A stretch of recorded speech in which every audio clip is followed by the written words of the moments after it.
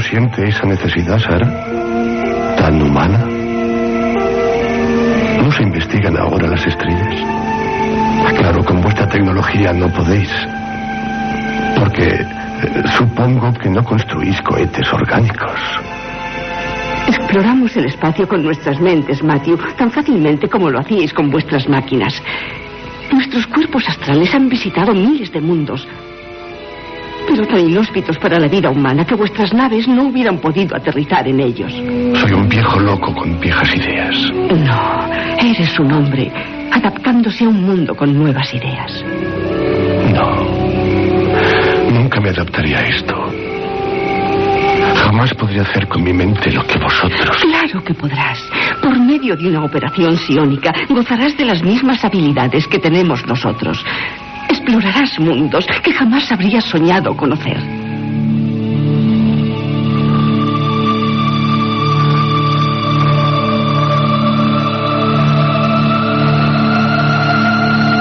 Existen individuos que afirman poseer la posibilidad de trasladarse de un lugar a otro sin necesidad de ningún tipo de vehículo.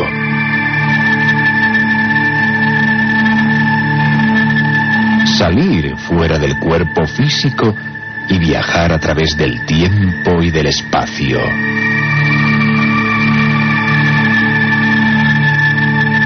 Todos los que han vivido la experiencia la relatan como algo único, excepcional y con unas posibilidades sin límites.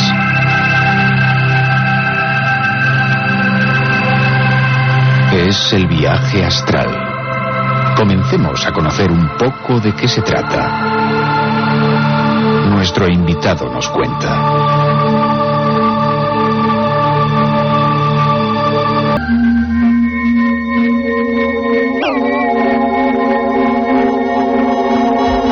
Estamos con esa introducción que nos va a meter de lleno en el tema del viaje astral, Enrique. Qué curioso, porque estamos viendo una revista en la que... ¿Eras tuyo el artículo que hablabas de viaje astral? Era un artículo mío al principio de Año Cero, pues hace ahora de esto 7 años. Esta foto incluso se hace más de 7 años, una foto tuya, porque este artículo sobre si se puede viajar fuera del cuerpo se iniciaba con una larga declaración tuya, con una larga explicación tuya. Sí, totalmente. Decías, tuve mi primera experiencia fuera del cuerpo a los 18 años. Animado por un montón de lecturas ocultistas y por las experiencias paranormales que me habían acompañado desde mi infancia, intenté vivir aquello de lo que tantos hablaban. Realicé una larga serie de respiraciones rítmicas y me relajé completamente, intentando centrar la atención en el vacío. Entonces, comencé a escuchar una serie de infrasonidos, a oler multitud de perfumes y a ver numerosas imágenes girando a gran velocidad al fondo de un túnel, como en un caleidoscopio. Después, noté que algo se movía dentro de mí convulsivamente. Mi siguiente recuerdo es que me sentía flotando cerca del techo. Miré hacia abajo y mi cuerpo tendido en la cama. Un terror indescriptible se apoderó de mí y regresé al cuerpo instantáneamente, de forma violenta, como si me hubiese tirado desde un avión sin paracaídas. Sigue la historia, pero lo he hecho como recordatorio porque me parece que no recuerdas esa experiencia que me contaste. Sí, perfectamente, la experiencia la recuerdo perfectamente. Además, si la volviera a contar, la contaría así. Lo que no recordaba es que lo habías publicado ahí. Veo esa fotografía que estaba ahí con un ser entrañable, una gata que tenía entre mis manos, quizá contando la experiencia. ¿Cómo hemos cambiado? Pero bueno, Enrique, ¿qué es eso del viaje astral? Eres tú el invitado.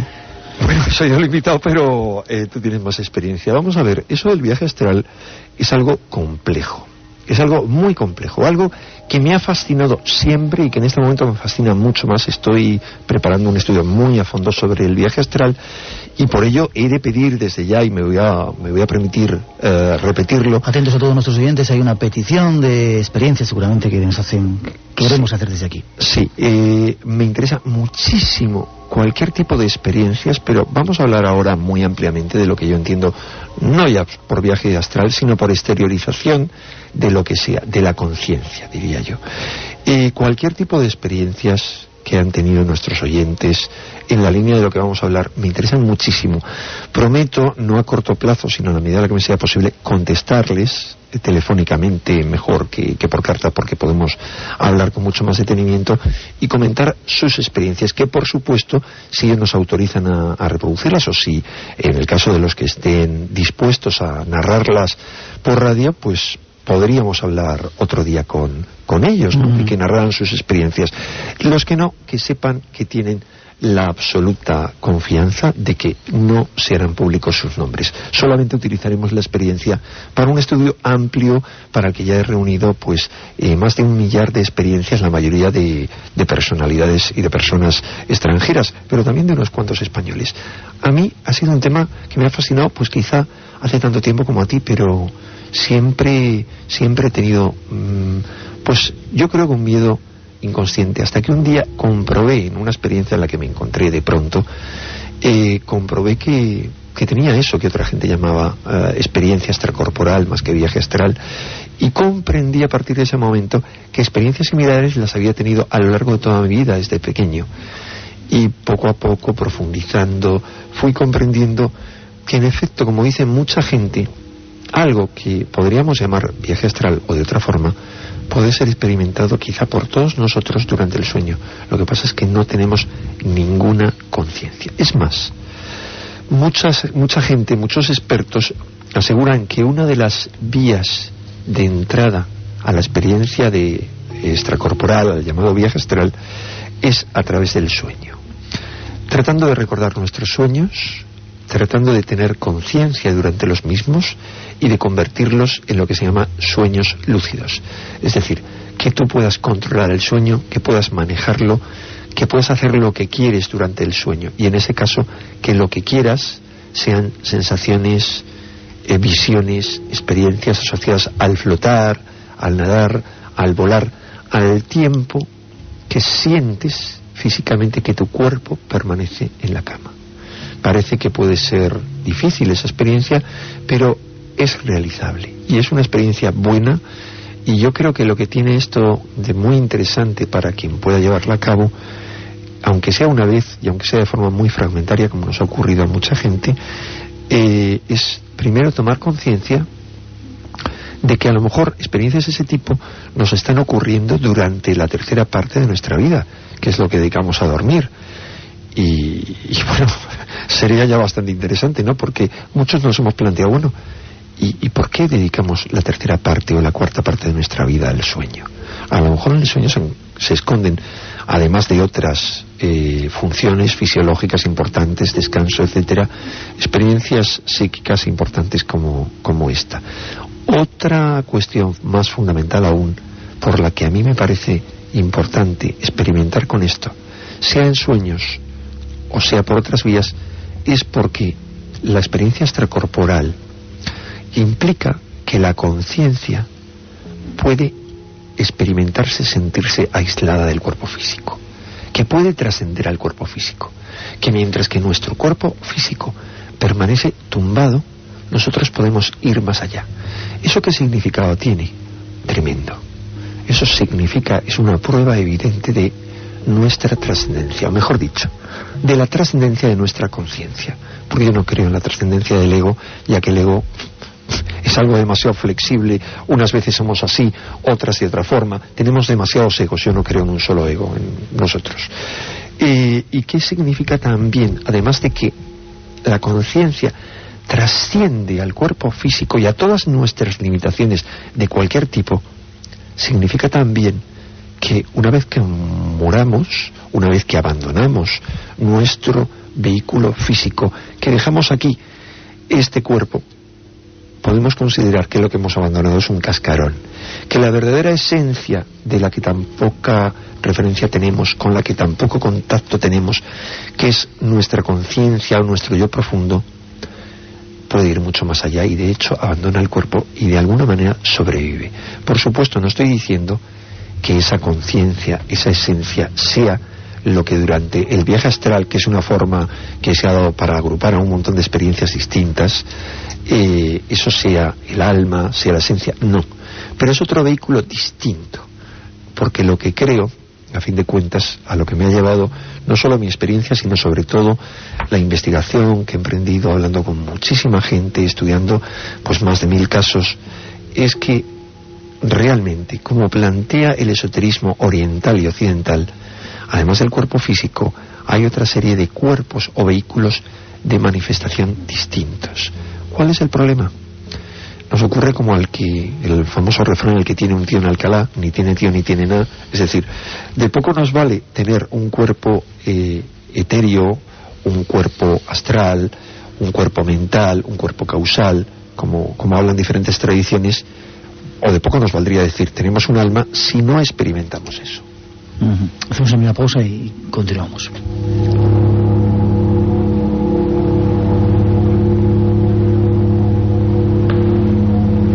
Has dicho, Enrique, que esa denominación de viaje astral agrupaba unas cuantas experiencias. ¿Podrías denominar un poco, clasificar o determinar cuáles son esas experiencias? Clasificar en este momento me es difícil, entre otras cosas porque de hecho que estoy en una investigación muy amplia, es excesivo el material que hay, y quizá cuando me he sumergido de lleno y haya concluido esa investigación, sin lugar a dudas, podría hablarte de otra manera distinta.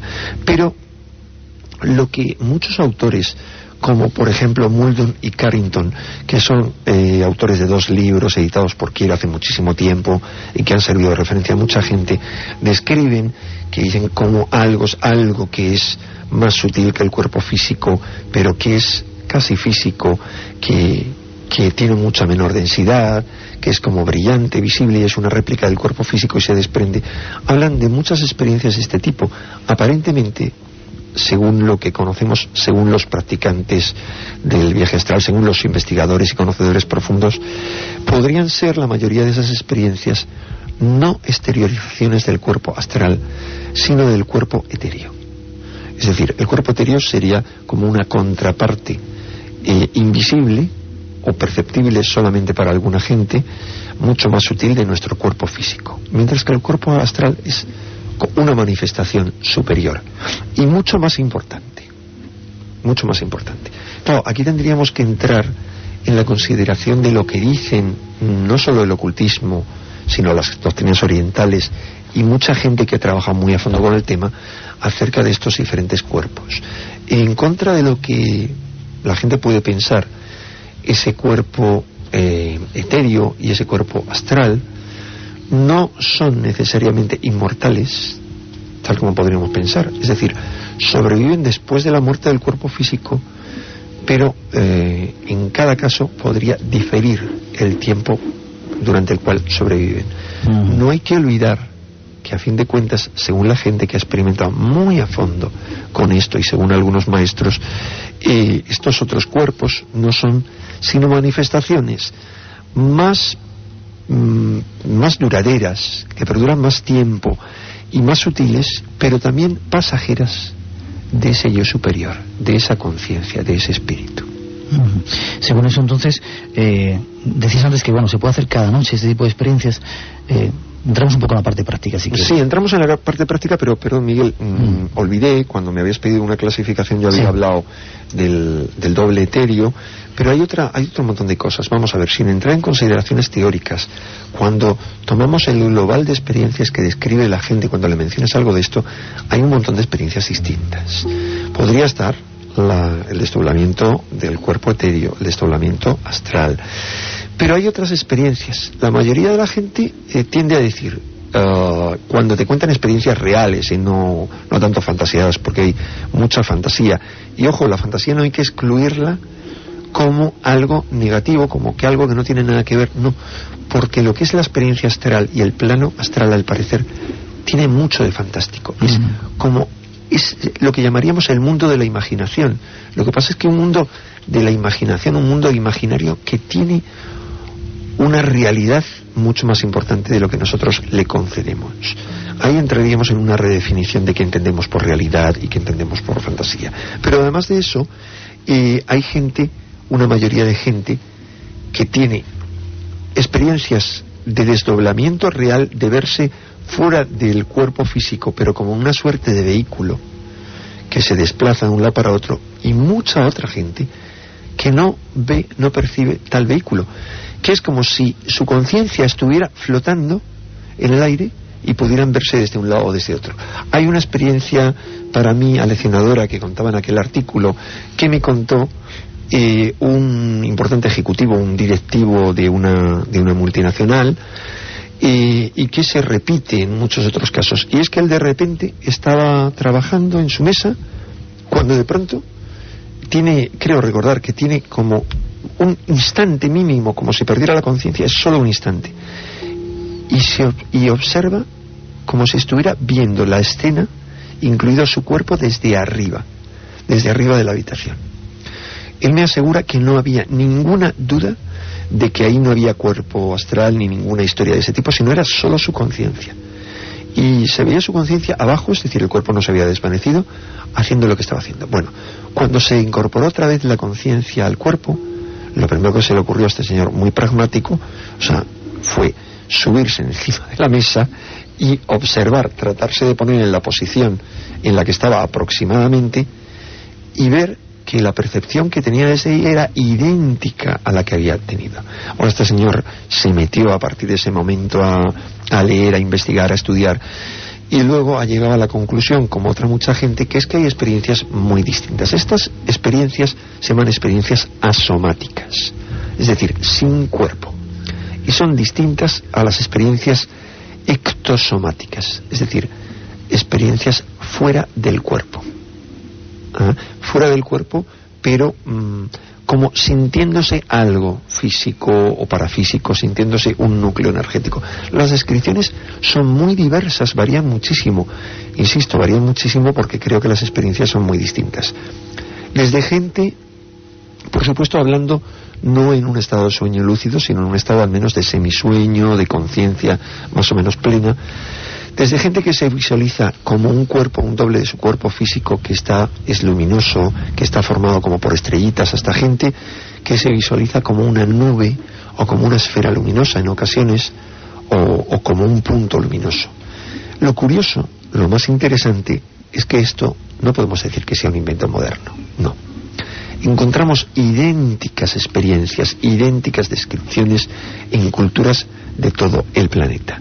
De hecho, hay un profesor universitario norteamericano, el profesor Dean Sells, de la Universidad de Wisconsin, que estudió las creencias de 70 culturas no occidentales, es decir, culturas llamadas primitivas o antiguas, pero que no corresponden a nuestra tradición.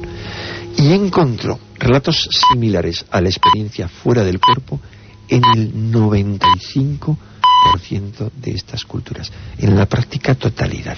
Es decir, es una creencia arquetípica, es una experiencia común, y lo más interesante es que cuando empezamos a estudiar esas 60 y tantas culturas que él ha estudiado que tenían estas experiencias, descubrimos que en muchas de esas culturas se cree que los dobles de algunas personas se entregan a veces a tareas misteriosas, especialmente durante el sueño, y consideran que resulta muy peligroso, en otras ocasiones y más peligroso, despertar bruscamente a alguien por miedo a que su doble tenga problemas para reincorporarse en su cuerpo físico.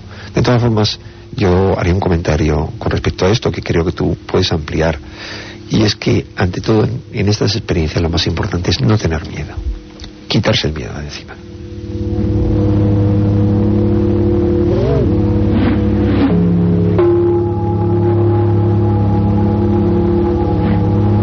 Esto significa, Enrique, que uno tiene entonces la posibilidad de poder viajar a otros lugares, como si viviéramos una vida paralela, hubiera otro mundo que podemos visitar con ese tipo de experiencias, ver incluso a gente, en las experiencias que tú has recogido, ves a gente, puedes hablar con ellos. Cuéntamelo tú. Yo no soy un invitado, yo solamente pregunto.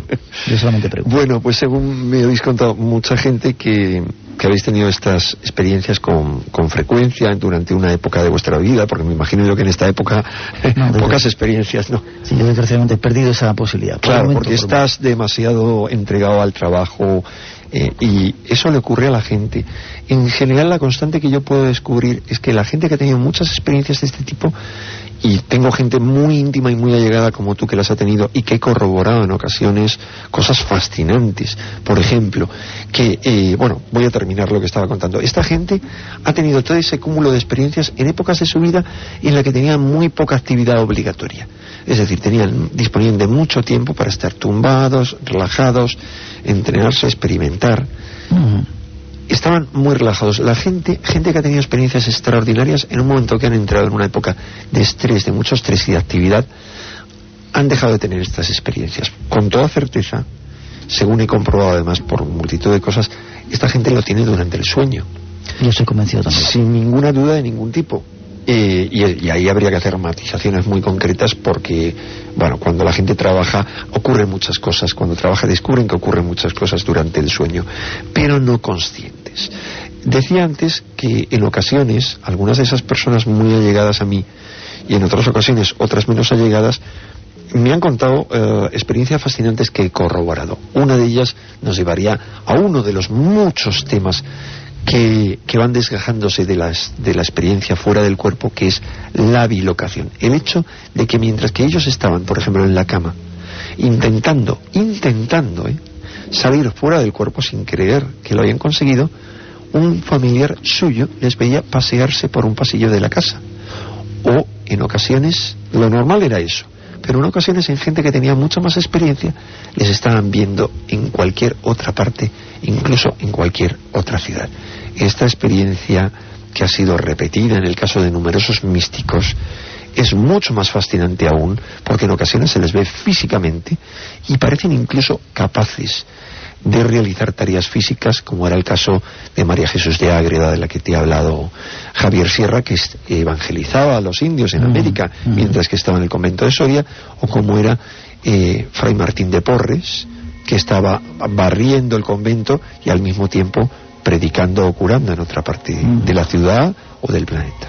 Es el fascinante mundo de los viajes astrales, las salidas fuera del cuerpo. Hay todavía unas cuantas cosas más que nos va a contar nuestro invitado. Lo hacemos después de esa segunda introducción que enseguida ofrecen nuestros compañeros.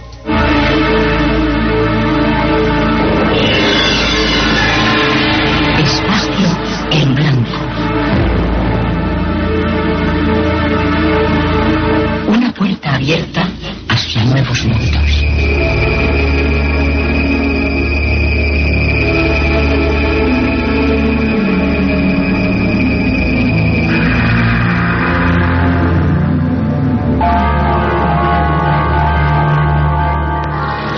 Ahora, Jane, escúchame. Y escúchame bien, porque lo que voy a decirte es absolutamente cierto. Si te toca a ti, no te está tocando a ti. Tú no eres de la carne, tú eres del espíritu. Por lo tanto, debes abandonar tu cuerpo ahora mismo. Debes dejarle sin nada.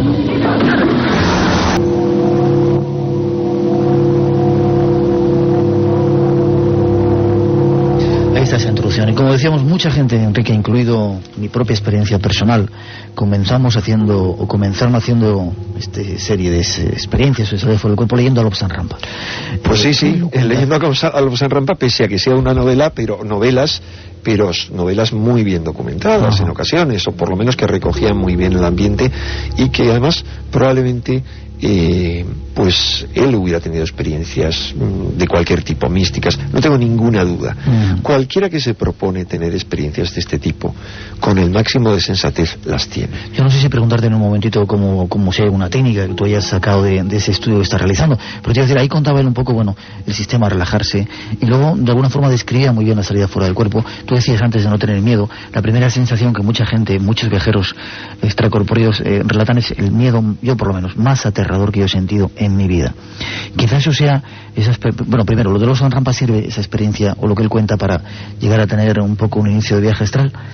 Y segundo, ¿cómo vencer el miedo? Tendría que volver a leer, y lo voy a hacer dentro de esta investigación, las obras de Lobsang Rampa. El tercer ojo era donde relataba un poco la... En el tercer ojo y en otras, otras que lo describe con mucho más detalle, pero la cuestión, vamos a ver, a mí me parece fascinante, y Lobsang Rampa ha contribuido muchísimo a que todo esto se extienda, pero budistas tibetanos de bastante nivel algunos occidentales, que me han reconocido que ellos empezaron a interesarse en el budismo tibetano por Lobsang Rampa, ninguno de ellos, incluido el Dalai Lama, al que le he preguntado públicamente en una rueda de prensa que casi me abuchearon, porque me decían, ¿pero cómo preguntas esas chorradas si todo el mundo sabe que Lobsang Rampa es un novelista que no ha estado nunca en Tíbet?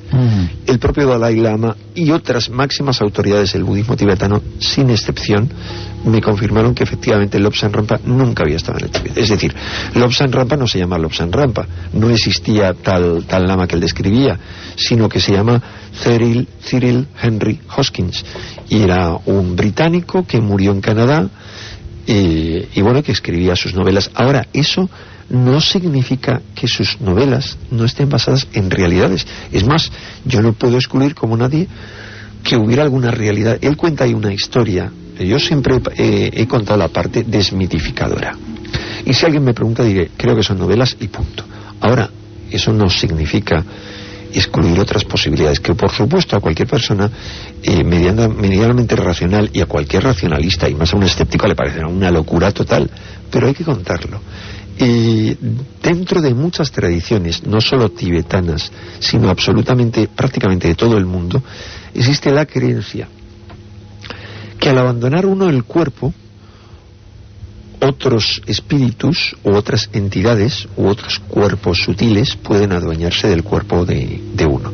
A fin de cuentas, lo que habla, y que en ocasiones incluso uno puede abandonar el cuerpo y otro venirse a posesionar de su propio cuerpo. Esto es lo que viene a contar Lobsang Rampa. Él dice, cuando le descubrieron que era británico, lo sospechoso es que no lo dijo hasta que le descubrieron. Dijo, efectivamente, este no es mi cuerpo, porque ocurre que por una serie de problemas que contó en la segunda novela que tuvo, el cuerpo tibetano quedó medio destrozado, y pidió permiso a un británico que quería abandonar su cuerpo, prácticamente quería suicidarse, para que éste entrara que éste saliera de su cuerpo y él entrar dentro de ese cuerpo.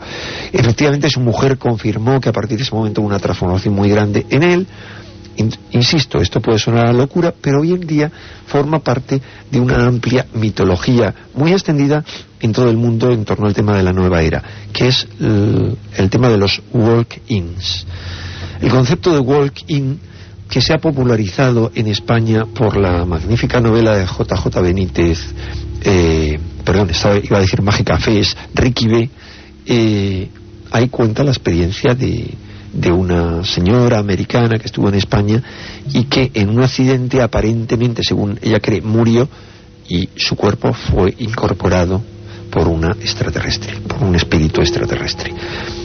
Esta experiencia es contada hoy en día por cientos o miles, o a lo mejor docenas de miles de personas en todo el mundo. Gente que está firmemente convencida de que son espíritus de fuera de aquí, extraterrestres, y se han incorporado a un cuerpo terrestre.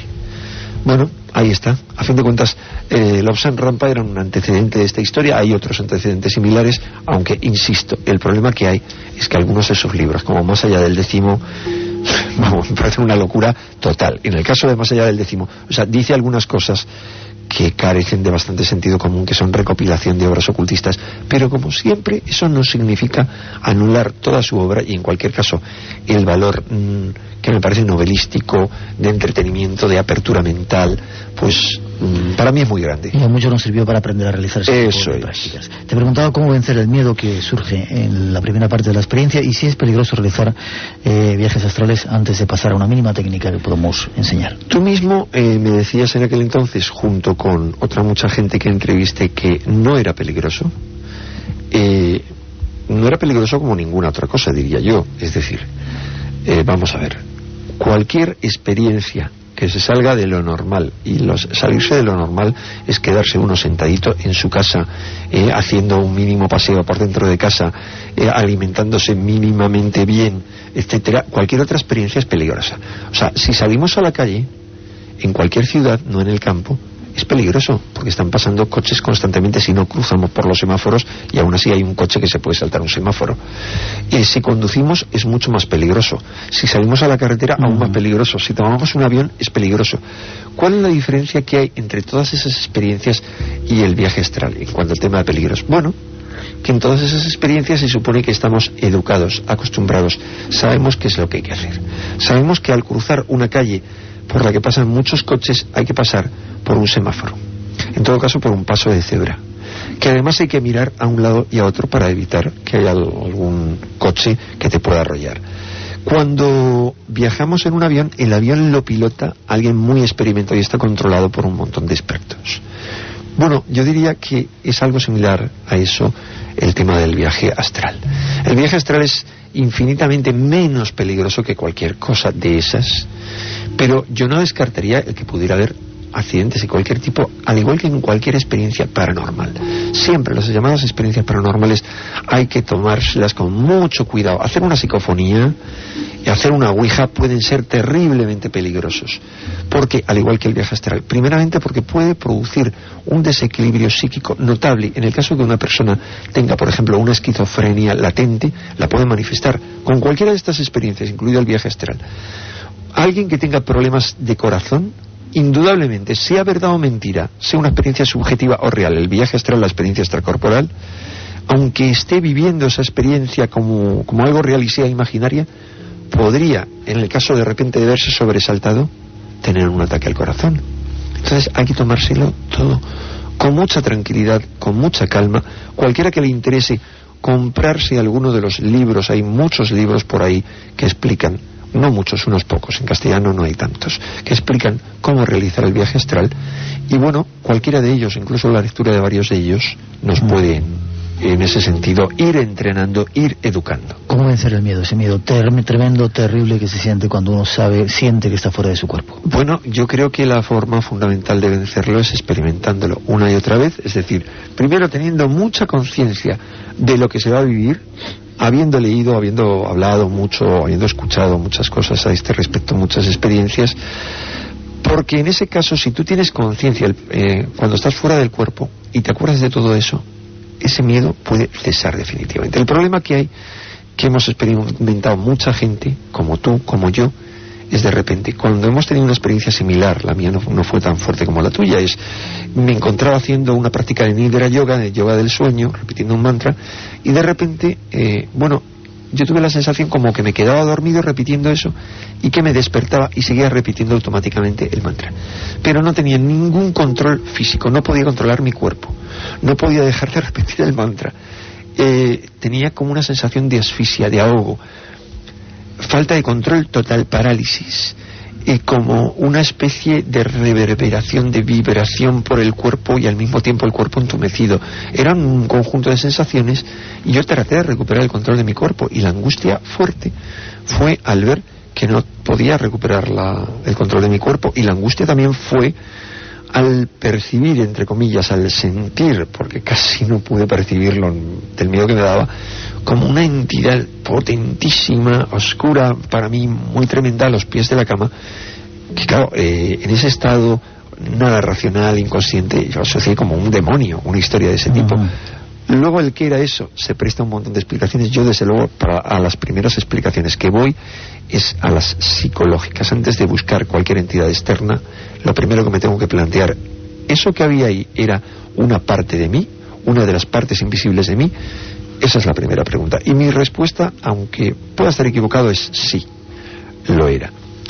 La cuestión es que era aterradora la experiencia. Fue tal el terror que tuve que lo único que se me ocurrió en ese momento fue, con ese mantra que estaba diciendo, pues invocar a todas las divinidades que conocía, y fue un efecto automático. En ese momento sí, ya lo que experimenté fue como una voltereta, y me vi otra vez, tuve como un segundo como de entrar, no entrar en un túnel, sino como de perder la conciencia, y ahí me sentí otra vez dentro de mi cuerpo con control pleno de las funciones de mi cuerpo. En ese momento fue cuando tuve conciencia de que había tenido una experiencia extracorporal. Pero lo fundamental es que mucha gente, cuando sale de su cuerpo o cuando entran, o pierden la conciencia o entran en un túnel. Cada descripción es distinta.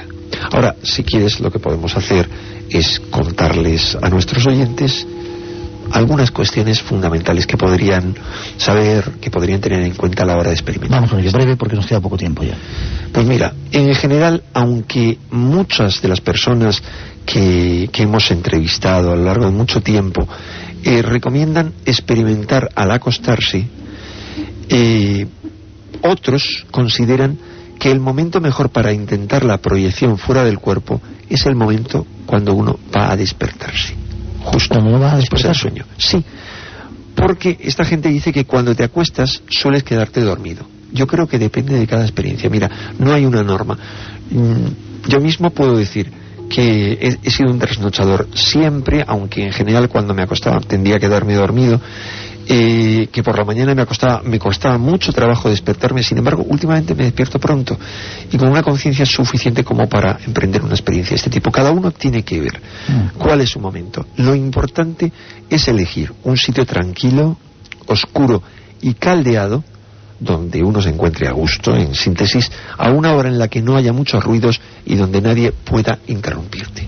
Lo mejor que puedes hacer ahí es tenderte boca arriba, preferiblemente con la cabeza orientada al norte. Eso es lo que dice mucha gente, aunque no creo que sea tan importante. En general lo recomiendan para dormir también, sin ropas que te opriman y sin objetos metálicos.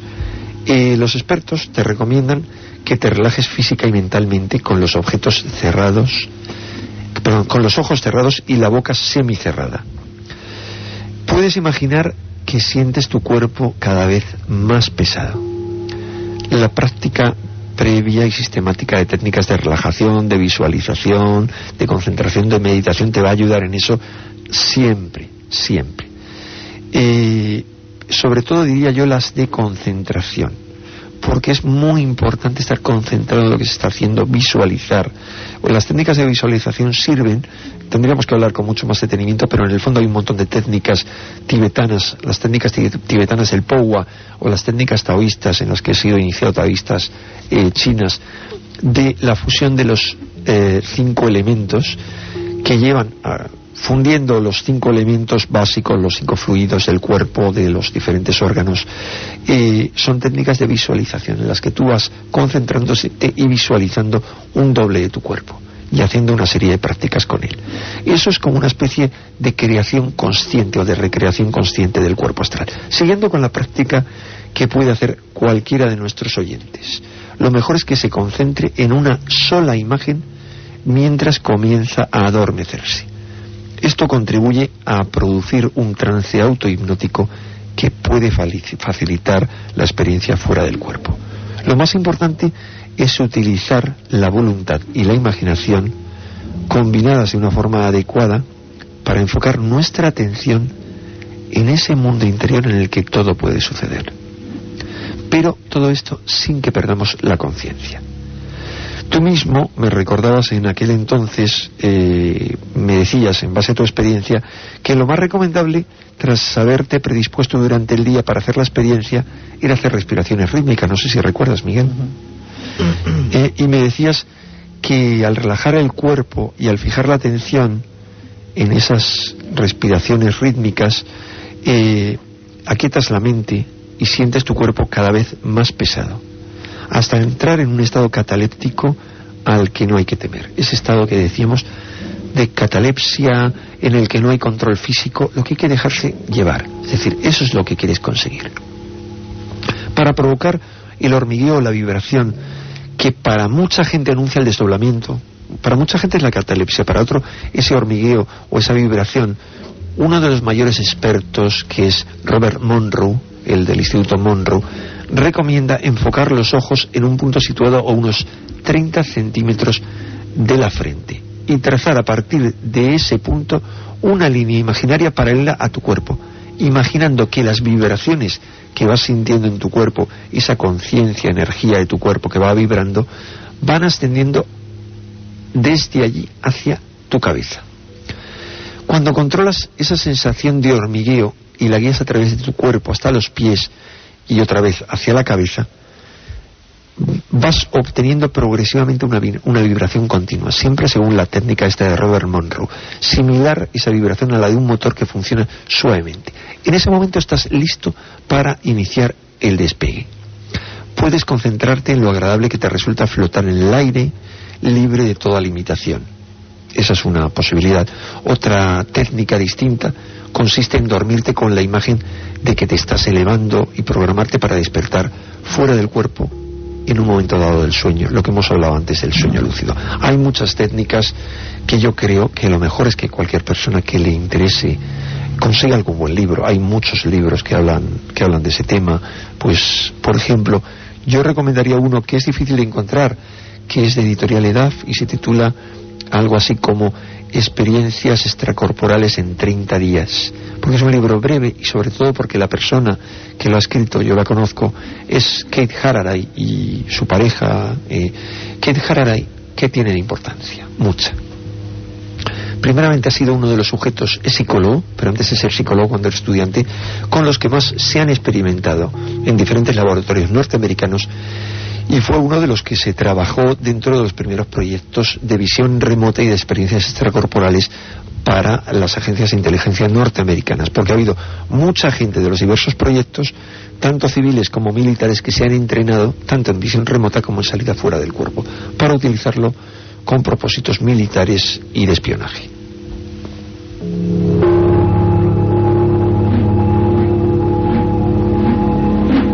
Casi al final, Enrique, del programa. Desgraciadamente te tengo que emplazar para seguir hablando del asunto. ¿Esto de alguna forma prueba que existe vida después de esta vida, o que por lo menos somos algo más que este cuerpo físico que tenemos, verdad, Enrique? Esto es el viaje astral y de las salidas. Yo creo que probaría, pero para la persona que haya tenido la experiencia, porque el resto nos limitaríamos a especular, probaría que efectivamente hay algo que trasciende a nuestro cuerpo físico. Ahora, insisto, el hecho de que un cuerpo astral, un cuerpo etéreo, podamos experimentarlo fuera del cuerpo físico, eso no significa, y no lo digo yo, lo dicen las principales doctrinas como el taoísmo, como el Pogwa tibetano, o como las doctrinas ocultistas occidentales, que eso sea inmortal. No, precisamente el trabajo esotérico por excelencia dentro de cualquier tradición, en lo que consiste es en hacer consistente, en dar consistencia y en crear, en recrear, en darle esa consistencia y esa permanencia a ese cuerpo astral. Vamos a ver, por decirlo de una forma práctica que todos podamos enterarnos. Todo ser humano tiene los fundamentos para tener una personalidad, un psiquismo. Lo que pasa es que depende cómo haya sido la experiencia, la educación, el entrenamiento de esa persona, puede tener un psiquismo muy elemental o muy destruido, puede ser un enfermo mental absoluto, o por el contrario puede tener una personalidad muy fuerte, muy frágil, o muy fuerte, muy potente, no solo dependiendo de sus predisposiciones, sino de la educación que haya recibido, de las experiencias y de su propio esfuerzo y voluntad. Ejemplos tenemos muchos. Hay, por ejemplo, niños que se han criado con lobos, que carecían prácticamente de personalidad, tenían la personalidad de un lobo. Yo diría que esto del viaje astral, del cuerpo etéreo y de otros, pero sobre todo del astral, que me parece muy importante, es algo similar a eso. O sea, es algo que puede crearse. Es lo que se llama la consecución de la inmortalidad, tanto dentro de la alquimia como dentro del taoísmo. Es el lograr que los diversos cuerpos sutiles sean inmortales dentro de los límites, o fuera incluso de los límites que les corresponden, porque la tradición esotérica dice que cada uno de esos cuerpos puede ser inmortal dentro de unos límites, por ejemplo, de nuestra Tierra, dentro de los límites del sistema solar, dentro de los límites de nuestra galaxia. Esto nos puede sonar muy extraño, pero eso lo afirman tradiciones tan diversas como, por ejemplo, el taoísmo tibetano, o como Gurdjieff, el famoso ocultista occidental formado en diversas escuelas.